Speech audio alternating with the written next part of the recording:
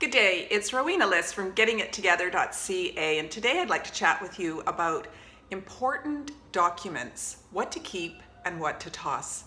There's so many myths out there about what papers are important to keep and which ones you can shred or get rid of.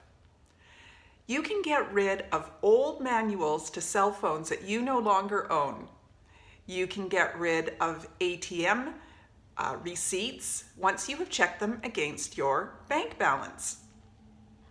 You can get rid of old loans that you have for a car that you don't own any longer. You know, most of us are wanting to go paperless, so this is a perfect opportunity to get organized with all of your important documents and papers and see what you can get rid of. Of course, some of the most important things to keep would be your most current will. Now, if you have a couple of wills, you can get rid of the old ones because this just makes things so confusing when something happens to you and somebody has to take care of your affairs. So keep your most current will, your most current power of attorney or POA, and your most current representation agreement. Keep paperwork of loans that you currently have, whether they're with the bank or with somebody else.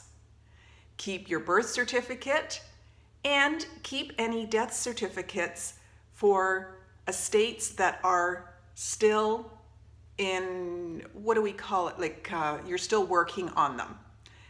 If an estate is completely closed and you have finalized everything and that person has been passed for many, many years, maybe even a couple of decades, because it might be from a great-grandmother or something like that, the only reason to keep that person's will or death certificate would be for nostalgic reasons.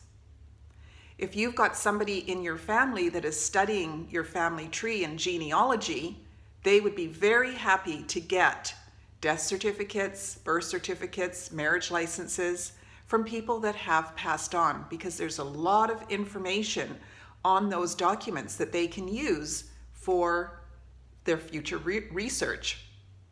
Anyway, there's so much more that you can get rid of and that you can keep, so check out the article below. And as always, share the article with people that you know that could use this information.